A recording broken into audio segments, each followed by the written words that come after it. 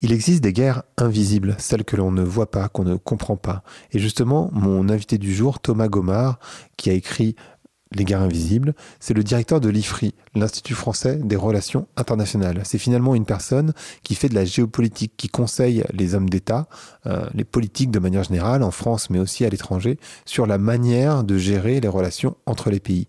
Et moi, je trouve ça extrêmement intéressant, voire passionnant, de comprendre les dynamiques entre la Chine, entre l'Asie de manière générale, l'Afrique, évidemment le continent africain, le continent américain, les États-Unis, l'Europe. Comment ça fonctionne tout ça? Il a une manière de raconter le monde, de voir le monde qui peut être différente de la vôtre, mais en même temps qui est réelle et qui est celle de ceux qui sont au pouvoir, ceux et celles qui sont au pouvoir d'ailleurs. Il a écrit l'année dernière un bouquin qui s'appelle L'affolement du monde, pour lequel il a gagné le prix du meilleur livre de géopolitique. C'est quelqu'un d'extrêmement passionnant et j'espère que la conversation va vraiment vous intéresser parce elle est profonde. Je vous laisse l'écouter. Allez, Vlan, c'est parti.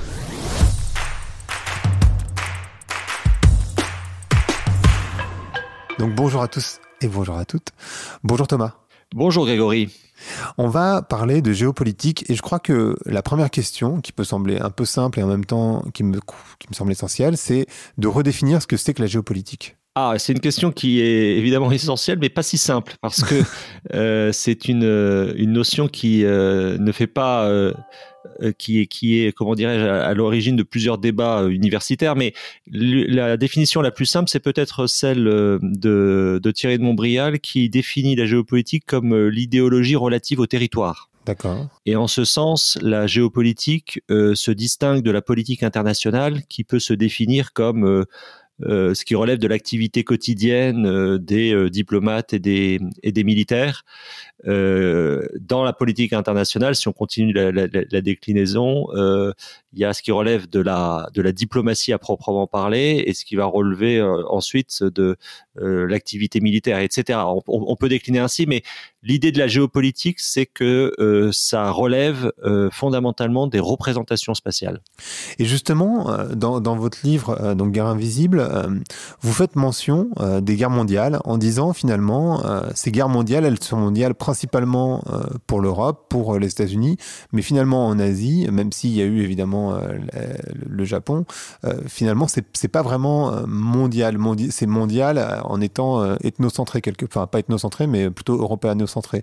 Est-ce que c'est vraiment ça ce qui s'est passé, c'est-à-dire que finalement la réalité de l'Asie à ce moment-là de l'histoire, c'est pas les guerres mondiales? Alors, c'est pas tout à fait ça que j'explique dans le livre, c'est-à-dire que la réalité du conflit pour les pays asiatiques, Japon, Chine, Philippines, Malaisie, etc., Inde, elle a été extrêmement réelle. Bon, et que en fait, la particularité de la Seconde Guerre mondiale, c'est précisément de cette tenue à la fois sur l'espace, je dirais, atlantique et sur l'espace pacifique. Et en particulier, ça a une dimension extrêmement importante en termes navals. Le fait que c'est une guerre qui s'est tenue sur mer, dans les airs, sur terre, avec en particulier sur terre l'affrontement frontal entre l'Allemagne et l'URSS. Donc, si vous voulez, c'était pas du tout de dire que les guerres mondiales ne concernaient pas les pays asiatiques. Au contraire, ils sont des acteurs de tout premier plan, et la première guerre après la Seconde Guerre mondiale, où on est passé à deux doigts de l'affrontement nucléaire, c'est précisément la guerre de Corée. Et d'ailleurs, je pense que nous sommes aujourd'hui dans le cycle stratégique ouvert par la guerre de Corée en 1950. On y reviendra peut-être. Ce que j'essaie de dire dans le livre, c'est que nous, Européens, notre construction chronologique, notre manière de raconter l'histoire, notre récit, au fond, ce à quoi nous nous rattachons, est effectivement très lié à la Première et à la Seconde Guerre mondiale, alors que pour les pays asiatiques, sans encore une fois diminuer l'importance que la Seconde Guerre mondiale a pu avoir, ce qui est beaucoup plus important dans le récit qu'ils font aujourd'hui du XXe siècle, c'est le processus de décolonisation. C'est ça que j'essaie d'expliquer dans le livre, c'est-à-dire que là où les Occidentaux ont une lecture basée sur les deux guerres mondiales dont ils sont sortis vainqueurs, enfin pour les Américains et les Britanniques, Les Asiatiques, au sens très large, mais là aussi il y a des différences nationales très fortes selon que l'on parle au Japon ou à la Chine ou à d'autres acteurs régionaux. Pour ces acteurs-là, la date peut-être qui fait démarrer le XXe siècle, c'est 1905, lorsque la flotte japonaise détruit la flotte russe à Tsushima. Voilà. Et c'est au fond le point de départ d'un processus de décolonisation par rapport aux puissances occidentales. Et vous parlez, vous, d'un éveil politique de l'Asie. C'est ça, en fait. C'est vraiment de ça qu'il s'agit. Oui, voilà, c'est en ce sens. Alors, je parle, c'est d'ailleurs pas simplement l'Asie, c'est aussi les pays d'Orient.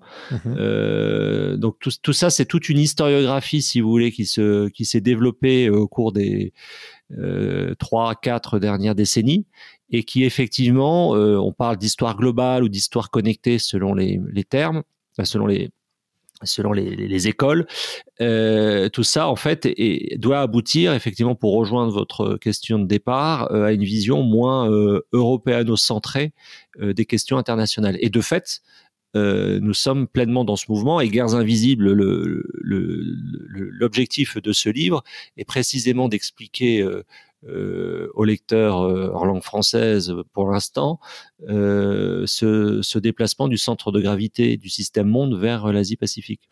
Et oui, et en fait vous sortez ce livre en 2021, juste après d'ailleurs, on est en plein dedans, la crise du Covid.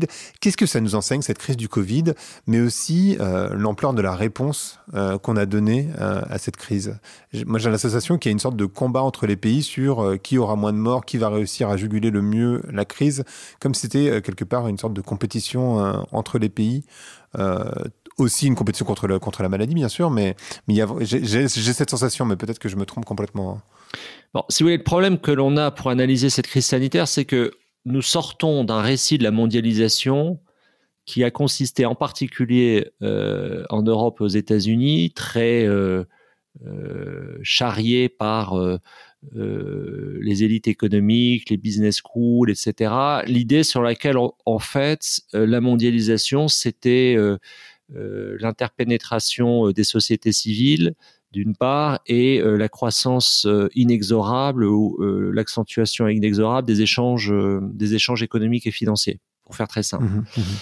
Et ça a été beaucoup enseigné comme ça, c'est-à-dire qu'en fait, quand vous faites des relations internationales comme on le fait à l'IFRI, on commence par toujours dire, oui, le système international, c'est de la coopération, mais c'est aussi de la compétition et de la confrontation.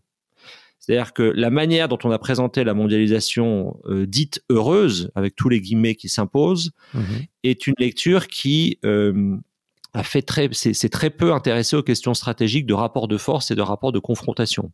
Or, et c'est la thèse du livre, je pense qu'il y a eu là une sorte d'occultation intellectuelle, et qu'en réalité, la compétition des puissances n'a jamais cessé, j'ai cette formule dans le livre, de jour comme de nuit. Et donc, si vous voulez, il y a une propension chez les Européens, pour des raisons très compréhensibles sur lesquelles on va probablement revenir, de poser les problèmes en termes de biens communs, parce que dégradation environnementale notamment, et il y a en même temps des logiques de puissance qui sont puissamment à l'œuvre. C'est-à-dire que une autre manière de le dire, si vous voulez, c'est que pendant les années, je dirais 2000-2010, les Européens ont voulu voir les marchés émergents, mais n'ont pas voulu voir les puissances émergentes. Ouais, complètement. Voilà. Mais peut-être qu'on était trop auto-centré aussi à ce moment-là. Et donc, c'est pas forcément d'être auto-centré, c'est-à-dire que c'était une lecture de l'activité capitaliste particulière. Et je pense que de ce point de vue-là, faut rappeler la formule de Braudel. Ce n'est pas le capitalisme qui crée le rapport de force, mais le capitalisme se love dans un rapport de force de nature stratégique établi. Bon, et donc là aussi, dans le livre, j'ai des analyses un peu consistant à mettre les choses en perspective sur le plan historique, notamment sur l'étiage que représentait jadis, c'est-à-dire en remontant jusqu'au XVe siècle, l'économie chinoise. Alors, tout ça est un long détour pour répondre à votre question. La crise sanitaire, pour moi, est une crise techno-sanitaire, dans le sens où elle est sanitaire dans ses causes et technologique dans ses conséquences principales. Ce qui la caractérise à mes yeux, c'est effectivement le caractère inédit de l'amplitude des mesures prises par des autorités publiques pour lutter contre la pandémie par rapport au nombre de morts. Alors, c'est pas pour dire, ce nombre aurait été évidemment beaucoup plus important si ces mesures n'avaient pas été prises, mais c'est quelque chose de très frappant sur le plan historique. Premier point. Et le deuxième point, c'est aussi le décalage qui existe entre la matérialité des moyens nécessaires pour la combattre, les masques, les vaccins, les lits d'hôpitaux, etc., et l'immatérialité des solutions proposées pour la traverser sur le plan économique et politique. Le télétravail, etc. Bon. Et ça me semble en fait ouvrir une discussion sur le fait que cette crise sanitaire est un catalyseur, c'est-à-dire que là on l'a vraiment beaucoup vu à l'IFRI, toutes les choses que nous avions identifiées avant la crise se sont trouvées accélérées, et en particulier dans la redistribution de puissance. C'est-à-dire que c'est au fond une crise qui alimente le récit d'une prise de leadership par la Chine sur les affaires mondiales, d'une efficacité qui serait propre aux pays asiatiques par rapport aux pays occidentaux. Au fond, cette crise permet, à mon sens, une forme d'inoculation des valeurs asiatiques par voie technologique. Hyper intéressant. Et alors justement, on va évidemment parler de la Chine, des États-Unis, et bon, on va forcément parler de l'Europe, puisqu'on y vit, qu'on parle français, qu'on est en France. Effectivement, moi j'ai vraiment envie de faire un focus sur l'écologie en me disant, en fait, il y a ce débat, et je pense qu'on l'aura l'année prochaine aux élections présidentielles, est-ce que vraiment en France on peut avoir un impact, alors déjà au niveau individuel, mais aussi au niveau collectif, national, voire européen, si les États-Unis et la Chine ne font pas le mouvement. Et de ce que je comprends dans le livre, j'ai la sensation que la Chine n'est pas vraiment dans ce mouvement en ce moment, c'est-à-dire qu'ils pourraient, enfin c'est eux qui sont quasiment les seuls d'ailleurs à produire des panneaux solaires, enfin ils ont très clairement le leadership mondial, et en même temps ils sont en pleine croissance et ils n'ont pas forcément l'intention de s'arrêter tout de suite. Donc j'aimerais bien comprendre, vous, comment vous voyez les choses, parce que vous faites un énorme focus sur l'écologie et en même temps c'est vraiment un sujet qui moi m'intéresse beaucoup. Comment vous voyez les choses de ce point de vue-là? Alors il y a plusieurs niveaux de réponse. Premier niveau de réponse dans le livre, si vous voulez, moi je considère que la Chine et les États-Unis, qui représentent, vous l'avez rappelé, plus de 45% des émissions mondiales de CO2, subordonnent aujourd'hui leur politique climatique et leur politique numérique à leur rivalité stratégique. Ça veut dire quoi? Ça veut dire que l'enjeu, c'est qui contrôle le thermostat mondial. La deuxième chose, le paradoxe, si vous voulez, c'est que je pense qu'il y a un lien très direct entre la crainte de l'hiver nucléaire pendant la guerre froide et celle de l'effondrement dans laquelle on baigne. Cette idée sur laquelle, enfin, toute la collapsologie, pour faire très simple. Ce lien, il est paradoxal. Pourquoi? Parce que c'est par les tests nucléaires, il y a eu 2000 tests nucléaires au cours de la guerre froide et après, tout ça a généré la mise en place de multiples capteurs, j'ai pas le temps de décrire, pour en fait suivre ce que faisait l'autre, et que c'est par ces capteurs que l'on a pris conscience de la dégradation environnementale. Donc ça c'est un paradoxe assez vertigineux quand on y réfléchit, et qui conduit ensuite à répondre à votre question sur le quid pour l'Europe. Alors, ayant dit cela, c'est évidemment pas un prétexte pour ne rien faire. C'est-à-dire, je pense que l'aspiration et la prise de conscience collective de cette dégradation environnementale est extrêmement répandue, que le problème plus fondamental que cette prise de conscience provoque est le suivant, c'est que la doxa très véhiculée là aussi par des sources sur lesquelles on pourrait, des foyers sur lesquels on pourrait revenir, mais on est quand même dans une doxa consistant à dire nous sommes face à une dégradation environnementale et nous sommes face à une propagation technologique, et avec l'idée selon laquelle la deuxième tendance va permettre de répondre à la première. À titre personnel, je n'en suis pas du tout convaincu pour une raison assez simple, c'est que nos capacités de transformation du réel sont très largement supérieures à nos capacités d'anticipation. Et que donc, il y a une sorte d'illusion à parler toujours d'innovation, sans comprendre que le terme innovation est souvent un terme utilisé pour maintenir des systèmes en place. Et dernier point, lorsque vous allez quand vous avez des discussions dans le cadre des think tanks, comme on peut le faire à l'IFRI, avec des collègues américains, des collègues chinois, les notions, si vous voulez, de sobriété ou même de limite de développement. Alors, il y a des milieux dans lesquels évidemment, ça percole, mais en termes de politique, pour la Chine, c'est pas du tout le cas. C'est-à-dire, ce que dit la Chine en permanence, c'est pourquoi allez-vous contraindre notre développement par l'environnement, alors que vous en avez bénéficié, vous, occidentaux, pendant 2 siècles. Bien sûr.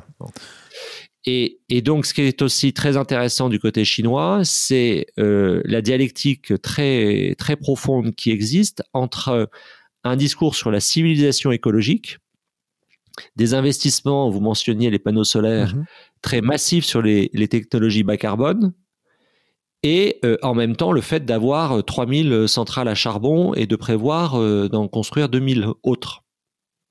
Comment on explique ça? Pour une raison assez simple. Enfin, c'est assez simple à comprendre. C'est assez simple à comprendre. C'est ça que les Européens ont du mal à comprendre. Ça va nous permettre d'aller ensuite vers l'Europe. C'est que les mix énergétiques, il y a une inertie qui reste forte. C'est-à-dire que quand vous avez 60% de votre mix, comme c'est le cas de la Chine, qui est au charbon, vous avez beau investir sur les énergies renouvelables, ça se fait pas du jour au lendemain, et surtout ce sont des investissements considérables avec des conséquences sociales elles aussi considérables, qui font que vous pouvez pas changer ça. Voilà, l'horizon qui a été donné pour la neutralité carbone par la Chine, c'est 2060. Donc ça montre que ce sont des choses qui ne peuvent pas se faire sur un claquement de doigts. Alors là, ce que ça veut dire aussi pour les Européens, si vous voulez, c'est que quand on regarde les choses dans les grandes masses, si on veut être un peu provocateur, et encore une fois, c'est pas du tout pour minimiser l'importance de ces enjeux environnementaux. Vous l'avez dit, j'y accorde un chapitre entier, et ça traverse aussi le livre. Mais la question, c'est notamment celle du nucléaire en Europe. C'est-à-dire que et en particulier pour la France, c'est-à-dire que je crois que il faut aussi rattacher ça à la crise des gilets jaunes, par exemple en France, c'est que nous faisons comme si nous avions une énergie qui allait rester abondante et bon marché, ce qui est aujourd'hui le cas avec le nucléaire. Et donc, en fait, il y a aussi quelque chose de très frappant, c'est de voir comment les Européens, pour des raisons en partie compréhensibles, se détournent du nucléaire, alors que c'est une énergie sur laquelle la technologie est désormais passée en Chine et en Russie, et sur laquelle réinvestissent les États-Unis. Donc, c'est un exemple, en fait, parmi d'autres, avec le nucléaire, pour montrer que les mix énergétiques ne peuvent être que diversifiés et évoluer sur la durée dans un contexte général de demande croissante d'énergie sur la simple fait démographique, si vous voulez, et de limitation des énergies fossiles. Donc ça, c'est une équation extrêmement complexe pour l'ensemble de nos systèmes. En fait, dans tout ce que vous dites, je vais rebondir. La première des remarques qu'on entend beaucoup, c'est si les États arrivent à se mettre d'accord et à dépenser autant d'argent contre une pandémie comme le Covid, pourquoi ils ne le font pas quand il s'agit d'écologie? Donc ça, c'est la première chose. La seconde, c'est effectivement... on avait fait un mouvement vers le nucléaire dans les années 60-70 et on avait une avance technologique hyper forte. Et vous faites une critique, je crois, au début du livre en disant que en Europe, on préfère les questions sociétales, mais finalement, on répond pas vraiment. On a moins de pragmatisme peut-être que les États-Unis ou la Chine sur ces sujets-là. C'est-à-dire qu'on va combattre. Enfin, il y a beaucoup de gens qui combattent le nucléaire sans se rendre compte qu'en fait, on a besoin d'énergie dans tout ce qu'on fait. C'est-à-dire qu'aujourd'hui, la question, c'est évidemment, il faudrait réduire la consommation d'énergie, mais aujourd'hui, le nucléaire, ça reste encore la moins mauvaise source d'énergie, en tout cas qui est capable de délivrer l'énergie comme on en consomme aujourd'hui. Et ça, c'est aussi une question que les gens ont du mal à saisir, je crois. Alors, sur le premier point, l'objectif du livre, c'est fondamentalement d'encourager les Européens à un travail d'anticipation et de dire en fait il faut penser ces questions-là indépendamment des calendriers électoraux 2022, 2027, 2032.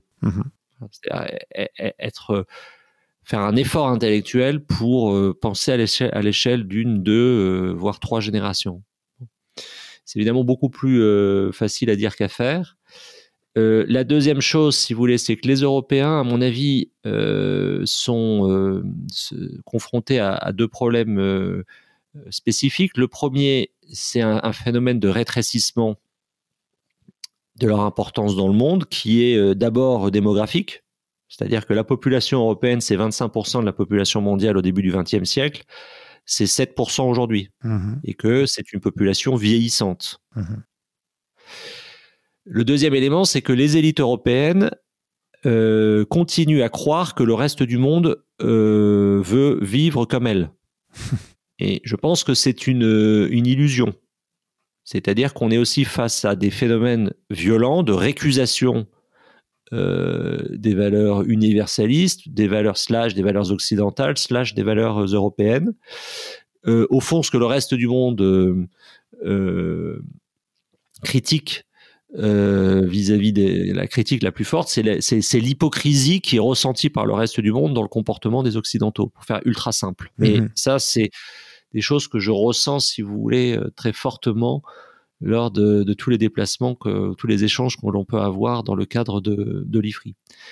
Et puis la troisième chose, c'est que ça me permet de revenir au point de départ de notre conversation, c'est qu'on a eu une vision, en fait, on a cru que la mondialisation allait se faire de manière kantienne, c'est-à-dire que le modèle européen était tellement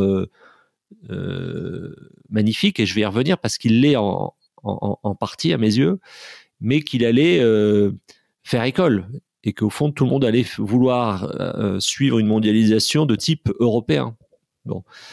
Et ça nous a détourné du jeu très classique de puissance qui s'observe dans toutes les périodes historiques. C'est-à-dire qu'on n'a pas voulu voir, encore une fois, qu'il y a une compétition des puissances et que l'Union européenne n'est pas outillée pour être dans ce jeu de puissance, et en particulier dans ce jeu de puissance entre la Chine et les États-Unis. Donc le livre, en ce sens, si vous voulez, est aussi une volonté d'essayer de proposer une lecture réaliste de l'environnement international dans lequel se trouvent les Européens, et de sortir d'une forme un peu de catéchisme sur la vision du monde qu'ils ont pu porter. Alors ça, c'est l'aspect critique, si vous voulez, par rapport à une forme de naïveté européenne. L'aspect moins critique, c'est que je pense que la construction européenne est un prototype politique unique, qui, même s'il est critiqué, est très suivi ailleurs dans le monde, c'est-à-dire processus d'intégration régionale, 70 ans, qui a permis 70 ans de paix entre pays européens. Donc un processus de long terme, très difficile, etc., mais qui est en réalité un horizon désormais, à mon sens, partagé entre pays européens, même si on passe par des difficultés, des crises, etc. Il suffit de voyager aussi pour se rendre compte que oui, il y a une spécificité européenne à travers le monde. Bon. Et donc que cela justifie en soi une organisation qui aille au-delà de la simple organisation économique. Et est-ce que alors je vais être très européen, très français pour le coup, mais est-ce que je me trompe? En fait, j'ai cette théorie, entre guillemets, si on peut appeler ça comme ça, de me dire, finalement, l'Europe va rentrer dans une sobriété énergétique assez rapidement, plus rapidement que d'autres, puisque, en fait, on a assez peu de sources d'énergie en Europe. Enfin, techniquement, en tout cas, si on parle des énergies fossiles, il y a effectivement un peu de charbon, mais on n'a pas de... On a du gaz, bon, mais c'est en Russie, c'est pas vraiment en Europe. Enfin, ça dépend où est-ce qu'on place la frontière, évidemment. On n'a pas de pétrole, pas vraiment. Donc, on risque de rentrer dans une sorte de sobriété énergétique. Et là où je suis français, européen, dans la manière dont vous le décriviez, c'est que j'ai la sensation que ça pourrait devenir un modèle pour les autres pays. C'est-à-dire qu'en fait, l'Europe va en premier lieu rentrer dans une sobriété énergétique avant même les autres, qui pourrait donner une sorte de modèle pour les États-Unis ou pour les autres pays, finalement, non? Oui, alors ça, c'est effectivement l'idée... et le choix d'orientation politique par les Européens en termes de politique nationale, d'où leur engagement sur les accords de Paris. Bon, tout ça effectivement est très compréhensible sur un plan intellectuel et sur un plan de positionnement politique. La limite de ce raisonnement, il est sur d'abord une très grande difficulté des Européens à harmoniser leur politique énergétique. On le voit avec l'Allemagne. C'est-à-dire que la rupture par l'Allemagne du nucléaire a eu comme conséquence, pas immédiate, mais ensuite de relance de la production de charbon, par exemple. Et que donc on a des disparités fortes entre Européens et dans l'organisation industrielle qui en découle.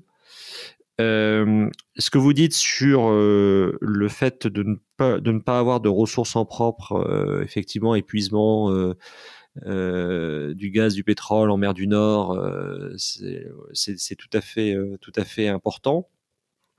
Le problème, c'est que les Européens ont aussi raté les investissements sur les technologies bas carbone, sur le photovoltaïque. Il y a des succès en matière d'investissement sur le non renouvelable. Il y a des choses très très positives qui s'observent.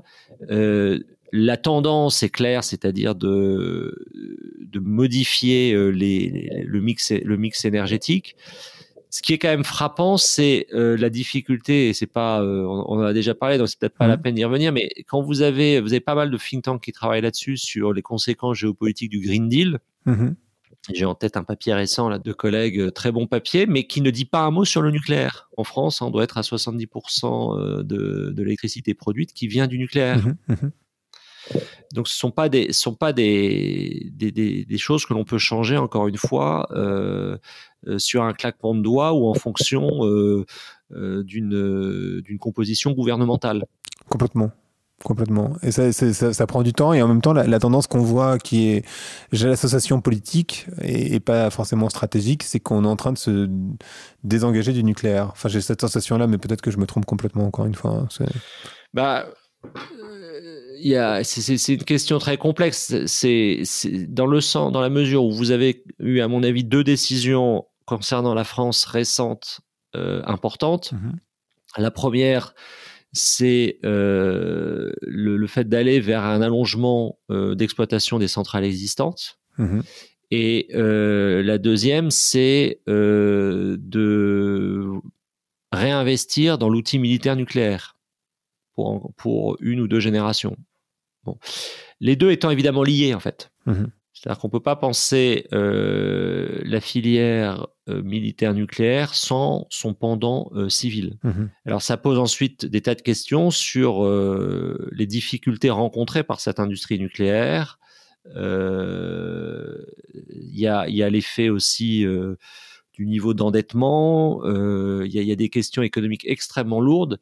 Mais en ce qui concerne la France, les décisions récentes, on va voir effectivement ce que vous mentionnez, comment ces questions seront abordées dans le cadre de la présidentielle, mais ces décisions récentes ont un caractère structurant qui dépasse en principe les calendriers électoraux. Et alors, si on reprend un petit peu de hauteur et qu'on regarde les mouvements internationaux, vous parlez du rapprochement des États-Unis avec l'Inde qui va dépasser en nombre d'habitants la Chine au bout d'un moment. On voit la Chine qui utilise ce que vous décrivez, la même technique finalement que les Portugais à l'époque, c'est-à-dire qu'en fait qu'ils se déploient par les mers un peu partout. Ça serait quoi les solutions pour l'Europe qui ont raté le virage et vous l'avez dit aussi de la problématique de la... Enfin non, vous l'avez pas dit, mais on va en parler de la problématique de la donnée et de toute cette data finalement qui part principalement dans les GAFA ou dans les BATX en Asie. Ça serait quoi les solutions aujourd'hui pour l'Europe en termes de mouvement stratégique, puisqu'on voit bien que et les États-Unis et la Chine sont vraiment en train de bouger très fort. Est-ce que c'est déjà perdu d'avance? Et dans ce cas-là, ça veut dire aussi stratégiquement peut-être une autre position. Enfin, j'aimerais bien comprendre votre avis là-dessus. Je pense, si vous voulez, qu'il y a... Je ne saurais pas le formuler trop nettement en termes politiques, mais moi je vois deux grandes options. Il y a une forme d'option où en gros on assimile complètement le discours de la collapsologie et c'est une sorte de mise en œuvre très rapide, mais en fait plus subie qu'autre chose, d'une sobriété contrainte. Mmh. Et en réalité, je pense que là, il ne faut pas se tromper sur les aspirations de l'opinion, c'est-à-dire que notre jeunesse a beau défiler pour expliquer que les aînés n'ont pas été sérieux dans la lutte contre le réchauffement climatique. Je ne pense pas que notre jeunesse soit prête à renoncer à ces portables, à ces réseaux sociaux qui sont eux-mêmes ont eux-mêmes des conséquences en termes environnementaux invisibles, pour reprendre le titre du livre, l'adjectif du titre. Bon, et puis il y a la deuxième option qui est une option de reprendre, d'améliorer dans le sens d'une écologisation, mais sans renoncer à avoir un appareil productif performant. Et donc d'être dans une logique de rester un des acteurs principaux du commerce international, parce qu'en fait, il n'y a pas de richesse et donc de puissance sans commerce. Bien sûr. Donc c'est la première option et pour moi une sorte d'option sur une option une sorte de non-option, comme si l'Europe était un isolat qui au fond se refermerait, se verdirait en pensant que cela n'aurait pas de conséquences sur le rapport de force internationale. Je suis pas du tout convaincu que ce soit la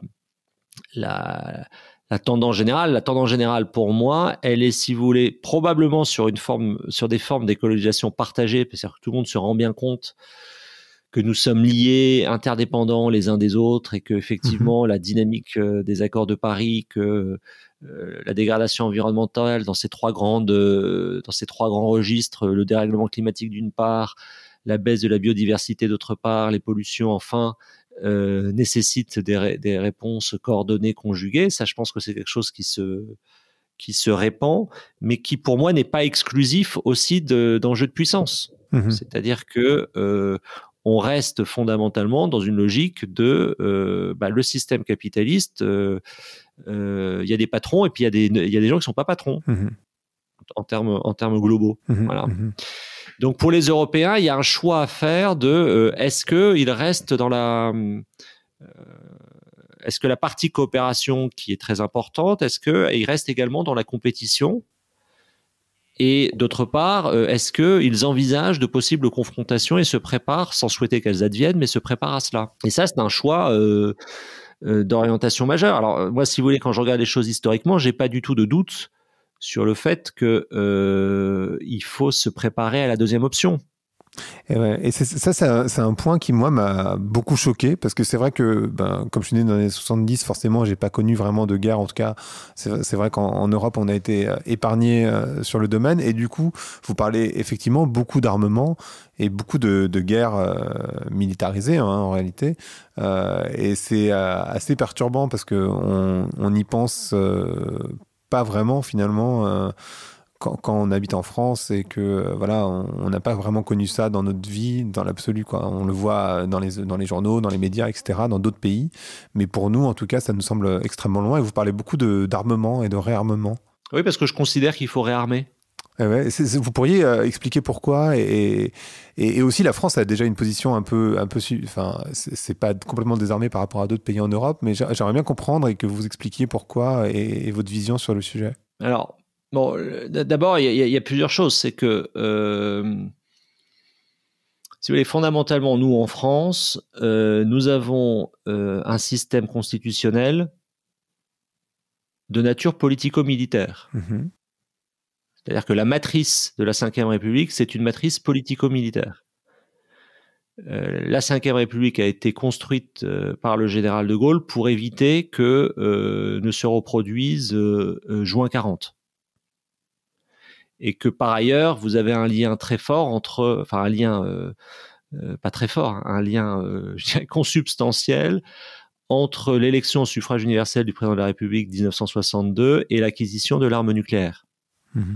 Bon, donc ça, cette matrice a tendance à être oubliée, mais elle est tout à fait décisive dans le cas français et elle explique aussi beaucoup d'incompréhension dans le cadre de la relation franco-allemande. Pourquoi ? Parce que la République fédérale d'Allemagne a été construite précisément avec une constitution pour désarmer et pour intégrer l'effort de défense dans le cadre otanien. Donc ça, si vous voulez, ce sont des structurations stratégiques qu'il faut rappeler et qui sont souvent mal comprises. Mmh. Ensuite, en tendance, les Européens ont commencé à désarmer, c'est-à-dire à diminuer par rapport à leur PIB leurs dépenses militaires depuis le début des années 70. C'est-à-dire qu'au début des années 70, on est à peu près à entre 3,5 et 4% de PIB de dépenses militaires. Et on a atterri à, en gros, les pays européens sont aujourd'hui entre 1,1 et 1,6% de dépenses, de PIB de dépenses militaires. Bon. Dans le même temps, ce qui s'est passé, si vous voulez, c'est que cette décrue a été accélérée par ce qu'on a appelé les dividendes de la paix. C'est-à-dire qu'après 91, au fond, on a dit bah, tout ça ne sert pas à grand-chose d'avoir des armées dites de masse, etc., puisque la perspective d'un choc avec l'URSS n'existe plus.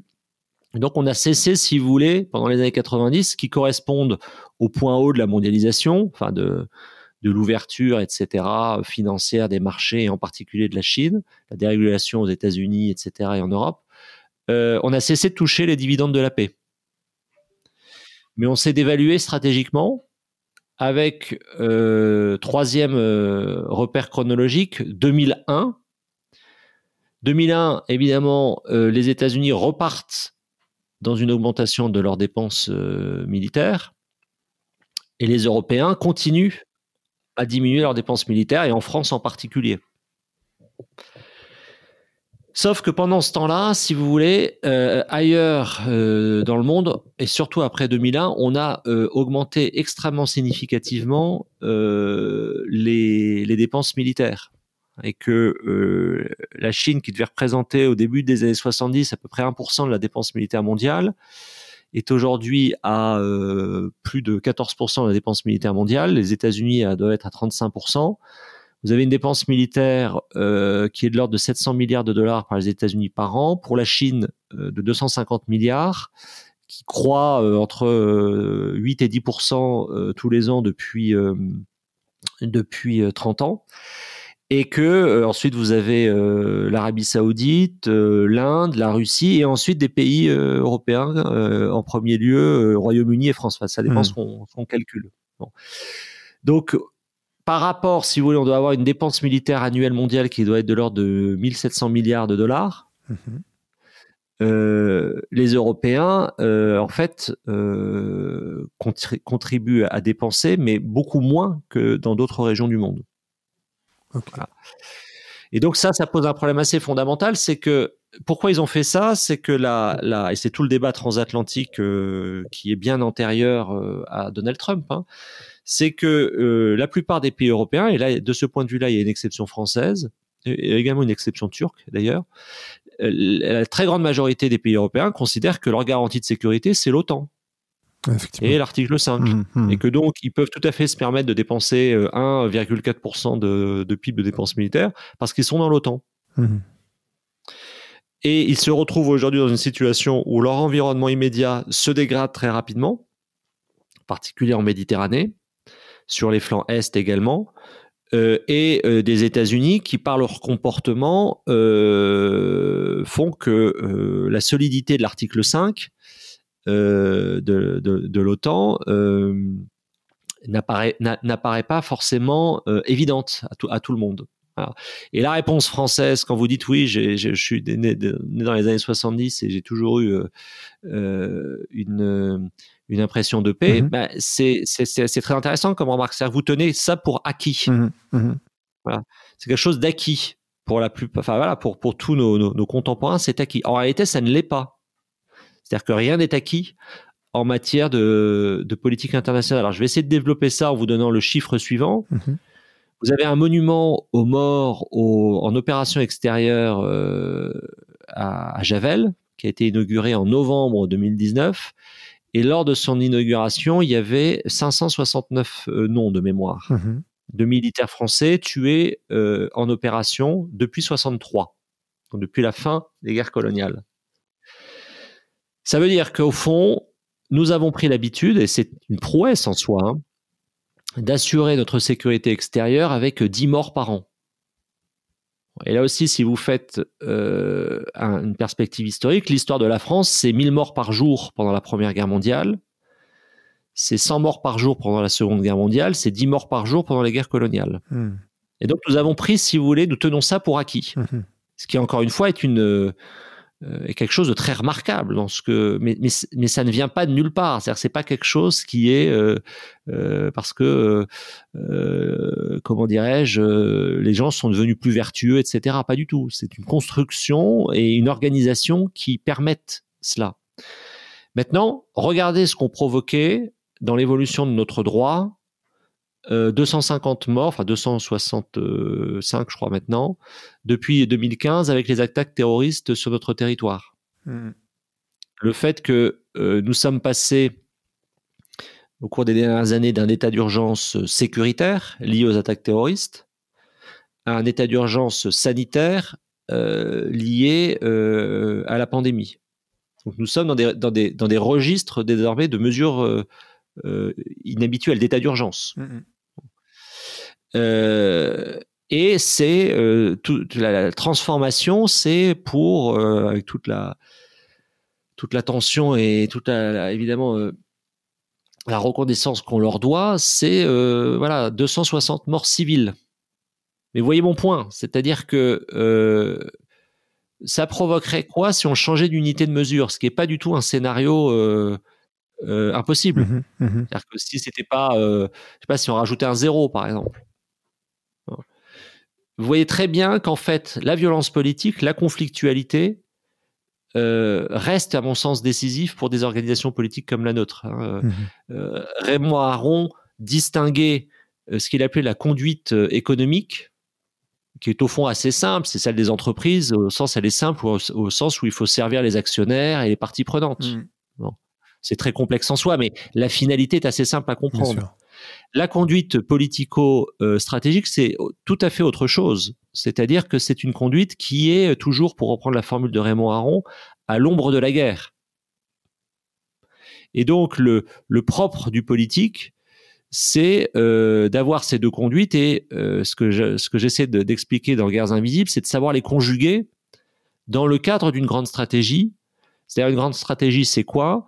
c'est de se doter des moyens matériels, des capacités morales pour maintenir un état de paix, mais d'être prêt à emporter la guerre si elle advenait. Bien sûr. Et la grande différence entre l'Europe et, à mon sens, et les autres régions, les autres puissances, je ne vais pas dire les autres régions du monde parce qu'il y a une mosaïque en fait qui mériterait d'être vue de manière beaucoup plus fine. Mais par rapport à la Chine et aux États-Unis en premier lieu, ou à des acteurs comme la Turquie, comme la Russie, à certains égards comme l'Inde, etc., c'est que elle semble avoir complètement évacué cette dimension, si vous voulez, de grande stratégie. Voilà. Au bénéfice d'une lecture démilitarisée des choses, alors même, et c'est aussi un des points évidemment sur lesquels j'insiste dans le livre, alors même que si les militaires ont perdu leur monopole sur la guerre, ça ne signifie pas que l'affrontement et la conflictualité ont disparu.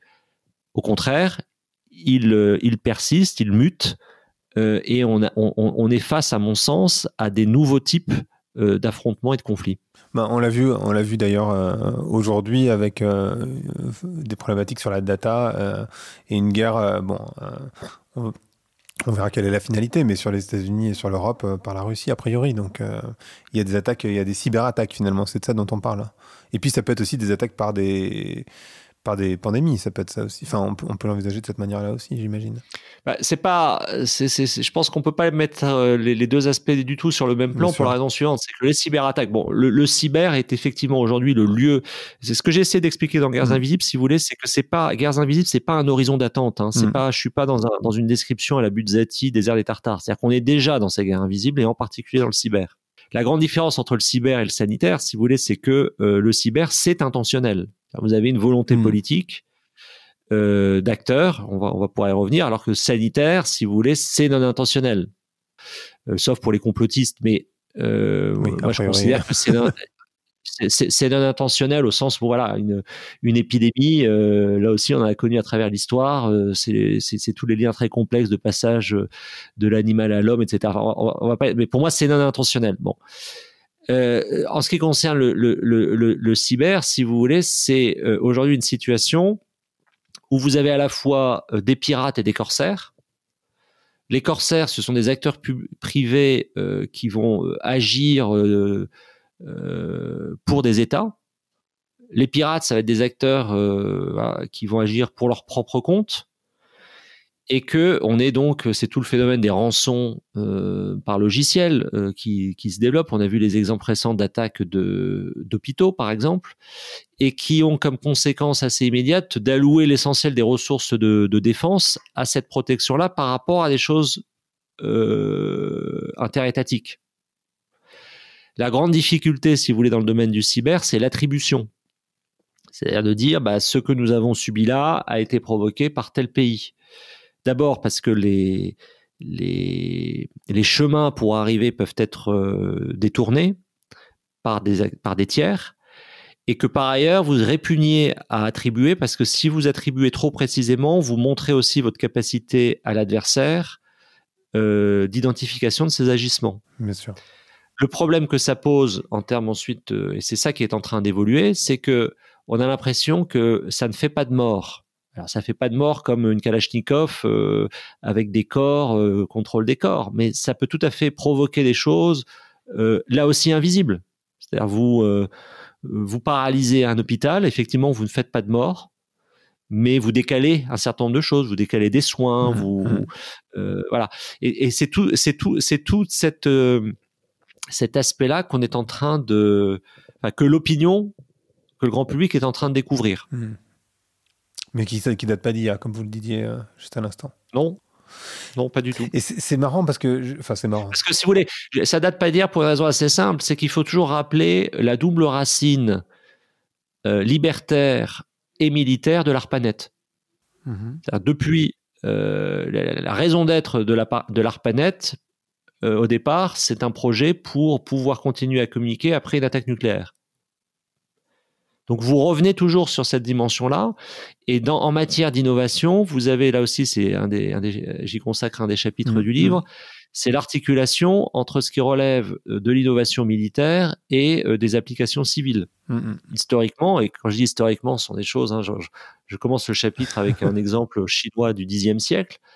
Vous avez une innovation qui part du militaire et qui ensuite trouve des traductions civiles.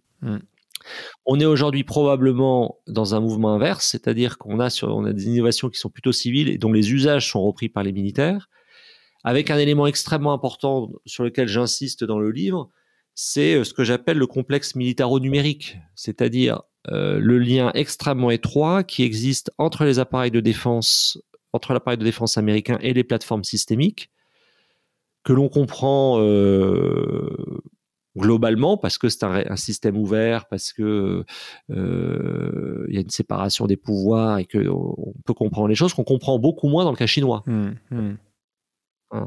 Et donc la question, si vous voulez, que ça pose sur le numérique, c'est l'importance prise, et à mon avis très accentuée par la crise sanitaire, par les plateformes systémiques. Qu'est-ce que vous appelez les plateformes systémiques, pardon? Les GAFAM, les BATX, voilà, c'est ces acteurs qui brassent des volumes considérables de données individuelles, industrielles, et qui par ailleurs ont la particularité de verser peu de dividendes à leurs actionnaires, mais de réinvestir très massivement. Et ça a des effets très forts en termes d'innovation. C'est-à-dire, ça se traduit par des politiques d'acquisition de tout type d'innovation. Et donc, vous avez aussi, là, il y a un rapport du Sénat américain de décembre 2020, dont je recommande toujours la lecture, qui montre aussi à quel point les plateformes systémiques, par leur comportement, par la position acquise, menacent et l'innovation et l'entrepreneuriat tel qu'on les conçoit. Bien sûr. Bien sûr. Et c'est fou dans la manière dont vous décrivez les choses. J'ai la sensation qu'on parfois on en oublie que, finalement la planète Terre elle est pas si grande et qu'on est tous des êtres humains. J'ai cette sensation parfois de me dire, mais en fait on est tous en train de se taper sur la tête, alors qu'en fait ce dont il est question, pour revenir à cette question écologique, c'est quand même de la survie du vivant. Et ça concerne bien l'intégralité de l'humanité en fait. Et c'est très étrange. De mettre les deux choses en parallèle, c'est-à-dire tout ce que vous décrivez avec les cyberattaques, avec les guerres armées, donc le plus ou moins mouvement vers l'écologie versus s'assurer on parle de extinction de masse, s'assurer qu'on permettent à la vie finalement de perdurer sur la planète. C'est bizarre, c'est très étrange pour moi en fait parfois de mettre les deux en parallèle et me dire mais comment ça fonctionne et pourquoi on focus pas, on ne se concentre pas sur la survie du vivant en fait tout simplement. Ouais, je sais pas, je pense que je sais pas comment vous répondre si vous voulez, c'est dans la mesure où tout porte à vouloir aller dans votre direction, mais toute l'analyse montre aussi que le système international et historiquement, ce sont des rapports de domination. Oui, c'est ça. Voilà. Donc, si vous voulez, le rapport de force, en dépit de la contrainte environnementale, à mon avis, reste structurant comme clé de lecture. Après, pour peut-être, si vous voyez les choses en termes d'optimisme, moi je pense que les crises que nous traversons sont effectivement des prises de conscience que nous sommes tous interliés biologiquement les uns aux autres, pour reprendre la formule de Teilhard de Chardin. Mais Teilhard, si vous voulez, il écrit les carnets de guerre pendant la Première Guerre mondiale. C'est-à-dire qu'il est à la fois dans les tranchées et en même temps, il est capable de voir ce qui relie l'humain, quoi. Bon. Donc ça, ce sont des contradictions, si vous voulez, absolument fondamentales que j'aborde pas dans le livre. Je comprends qu'elles soient au cœur de nos réflexions communes. Ce que j'essaie de faire dans le livre, si vous voulez, c'est plutôt un effet de dévoilement, c'est-à-dire de sortir précisément. Je veux pas, en utilisant ce terme, je veux pas être provocateur, mais je trouve que par rapport à l'approche de la question environnementale, il y a une forme de catéchisme qui s'installe. Et qui ne permet pas, à mon sens, de saisir le problème dans toute sa globalité et complexité. Complètement, et moi j'ai trouvé ça Enfin, sincèrement, complètement passionnant. J'ai lu le livre avec beaucoup d'intérêt, quoi. C'est passionnant parce qu'effectivement, c'est des visions. Enfin, c'est d'ailleurs le titre. Le bouquin porte bien son titre. Hein, Guerre invisible, c'est vraiment des choses qu'on ne voit pas ou qu'on ne maîtrise pas, qu'on ne comprend pas bien, ou qui sont traitées dans les médias classiques de manière assez rapide. Enfin, je pense à France Inter. Ils vont traiter de la géopolitique tous les jours, mais c'est une session de 4 minutes. Donc, bon, ben, du coup, forcément, on a une compréhension qui est très parcellaire du sujet, et si tant est qu'on s'y intéresse. Hein. Donc, c'est extrêmement important. En fait, si vous permettez là-dessus, Grégory, vous avez vu aussi la construction du livre, c'est que il y a au fond un travail pour identifier les sous-jacents de la mondialisation, mais le livre s'organise autour de 2 parties, ce que j'appelle le visible. Et puis l'invisible. Complètement. Bon. Donc il y a aussi la partie visible. La partie visible, c'est il y a 4 thématiques que j'ai retenues. Il y a les conflits, il y a l'environnement, il y a le commerce, et puis les inégalités. Donc c'est 4 substantifs pour décrire ce qui m'apparaît visible. Et puis il y a la partie invisible, c'est plutôt des processus. Donc j'ai utilisé des verbes. Il y a le fait de numériser, le fait d'innover, le fait de dissimuler, et puis le fait de contrôler. Voilà. Et au fond, pour moi, ce qui avec ce livre, si vous voulez, le titre aurait pu être, mais ça aurait été trop lourd, ça aurait pu être Guerre visible et invisible, en fait, hein, ou Affrontement visible et invisible. Pour bien montrer qu'il y a des choses, en fait, qui sont... et quand on fait le travail que je fais à l'IFRI, si vous voulez, notre travail, c'est d'analyser ce qui est visible et d'essayer de deviner ce qui ne l'est pas. Bon. Et en réalité, comme toujours, quand on creuse, et voilà, on rend visible des choses qui, en première approche, ne le sont pas. Complètement. Passionnant. Ce podcast s'appelle Vlan, donc je voudrais savoir à quoi vous voulez ouvrir et où claquer la porte. Je voudrais ouvrir la porte sur, comment dirais-je, un alignement de pièces. Au sens d'un appartement, si vous voulez, pour dire oui, il faut réarmer. Et c'est un terme qui est très connoté historiquement. Donc, pour moi, c'est une condition précisément pour que l'Europe ne reste pas simplement dans le jeu de puissance, mais soit capable, dans ce jeu de puissance, de porter le modèle dont on a parlé, en particulier dans le domaine, dans le champ environnemental. C'est-à-dire, je pense que le droit sans la force n'est rien, et que la force sans le droit est arbitraire, comme disait Pascal, et que donc si on ne réarme pas, si on considère que c'est inutile, d'une certaine manière, on se prive de la crédibilité pour porter un modèle. Passionnant. Merci beaucoup, Thomas. Merci à vous. Merci d'avoir écouté Vlan. Si vous avez aimé l'émission, n'hésitez pas à mettre des étoiles sur vos plateformes de podcast préférées. Vous pouvez aussi partager l'épisode sur vos réseaux sociaux, Instagram Stories, Facebook, LinkedIn, où vous voulez. Je suis Grégory Pouy. Vous pouvez me retrouver sur l'intégralité des plateformes sous le nom Greg from Paris. Si vous avez des idées pour des invités, si vous avez des commentaires, n'hésitez surtout pas à m'envoyer un message. Allez, merci et à bientôt.